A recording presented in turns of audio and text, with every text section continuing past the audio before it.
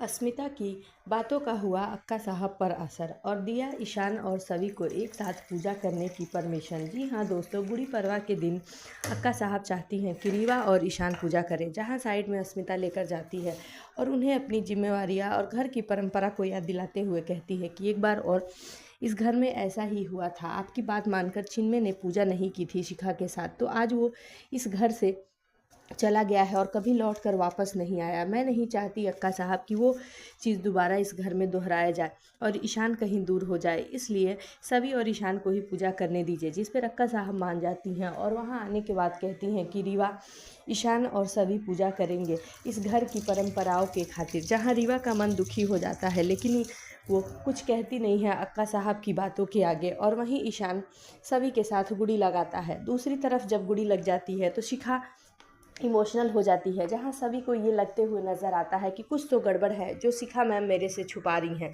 वहीं वो उनसे दोबारा पूछती है, जिस पर शिखा टूट जाती है और वो उसे बता देती है कि मैं चिन्मय से मिलने गई थी।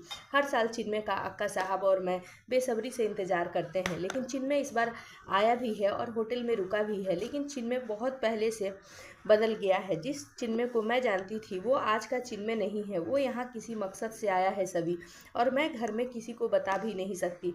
जी हाँ दोस्तों, ये सब सुनने के बाद सभी के होश उड़ जाते हैं। वहीं सभी शिखा को समझाते हुए नजर आती है कि आप कब तक छुपा सकती हैं, आपको सच्चाई घर वालों को बता देनी चाहिए। जिस पे शिखा बताती है कि चिन्मय ने उसे धमकी दिया है। ये सब सुनने के बाद सभी के होश उड़ जाते हैं और सभी वहीं शिखा की खुशी के खातिर फैसला लेती है कि वो चिन्मय का सच पूरे परिवार वालों के सामने लाएगी और सबको बताएगी कि चिन्मय यही है। जी हाँ दोस्तों, आगे आने वाले एपिसोड में देखने को मिलेगा कि चिन्मय किससे मिलने के लिए सभी जाएगी और उससे शिखा की खुशी के खातिर रिक्वेस्ट करती हुई नज़र आएगी घर आने के लिए। अब देखना दिलचस्प होगा कि क्या सभी की बात मानकर चिन्मय घर लौट जाता है या नहीं, या चिन्मय आकर अपने मकसद को पूरा करने की कोशिश करता है। वहीं जब चिन्मय की एंट्री भोसले निवास में होगी तो राव साहब का गुस्से का ठिकाना नहीं रहेगा, क्योंकि राव साहब बिल्कुल भी चिन्मय को देखना नहीं चाहते। अब देखना दिलचस्प होगा कि कहानी में क्या नया मोड़ आता है, जहां एक तरफ चिन्मय